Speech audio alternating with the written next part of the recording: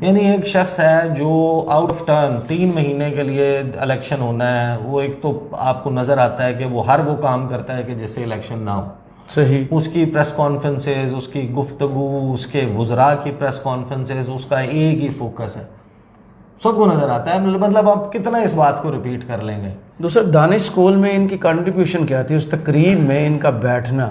نہیں، وہ نوکری والے معاملے کے اوپر بات کر رہے تھے. وہ جو بچی جس نے ایم فل کیا اس کو نوکری، اور ایک کیپٹن بنا ہے اور ایک اور بچی، ان کو نوکریاں دینے کے حوالے سے وہ کہہ رہے تھے وہ تو وزیر اعظم ویسے بھی دے سکتے فلاں فلاں کام، لیکن ان کی سپیڈ ایک ہی کام میں چاہیے. آپ کا لاہور ڈوبا ہوا ہے، لوگ مشکل میں ہیں، آپ اس تقریب میں تالیاں سن رہے ہیں بیٹھ کے. نہیں، ایک ایسا ماحول تیار کرنا تھا. آپ کو تو یہاں پہ ہونا نہیں چاہیے تھا نا. میں وہی کہہ رہا ہوں، نگران وزیر اعظم. 3 مہینے کے بعد آپ کو چلے جانا چاہیے تھا. ایک شخص ہے جو ایک جس کی پوزیشن ہی کلیئر نہیں ہے، ان ڈیموکریٹک ہے نا، مطلب غیر جمہوری ہے، ان کانسٹیٹیوشنل بھی ہے 90 ڈیز کے بعد. شہباز شریف صاحب، اگر محسن نقوی صاحب اتنے اچھے ہیں، آپ ختم کر دیں نا یہ سلسلہ. الیکشن کروانے کی ضرورت کیا ہے؟ آپ ان کو ابھی ٹکٹ دے دیں. آپ ان کو کہیں کہ جناب نہیں، خیر وہ ظاہر ہے کہ آپ کو پتہ ہے کہ کسی نے بیٹا کہا ہوتا ہے، کیئر ٹیکر ہوتا ہے، وہ الیکشن وہ نہیں لڑ سکتا. اس کی امیڈیٹ فیملی میں بھی کوئی تھوڑے سے میرا خیال ہے کہ قدغن ہوتی ہے.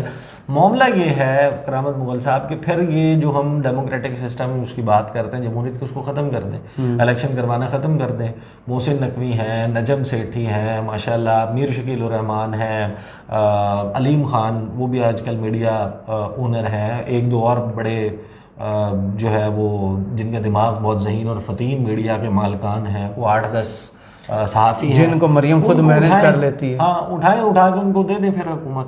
کیا ضرورت ہے یہ 50-60 ارب اس ملک کے ضائع کرنے کی؟ اگر محسن نقوی کی سپیڈ سب سے اچھی ہے، کیونکہ آپ کہتے ہیں کہ نا ان کے بعد آپ کی سب سے اچھی سپیڈ ہے، تو اس کے بعد وہ کہتے ہیں نہیں مجھے پیچھے چھوڑ کئی میل مجھے آگے نکل گیا، کئی میل پیچھے چھوڑ دیا، تو پھر یہ ختم کروائیں. وہ جو آئین کی کتاب میں کچھ دوسری یا تیسری لائن درج ہے کہ تمام اختیار جو ہے وہ خدائے واحد کی ذات کا ہے، اور مملکت خدا داد میں اس اختیار کو عوام کے منتخب نمائندے استعمال کریں گے امانت کے طور پہ، تو وہاں پہ بھی وہ مٹا دیں نا.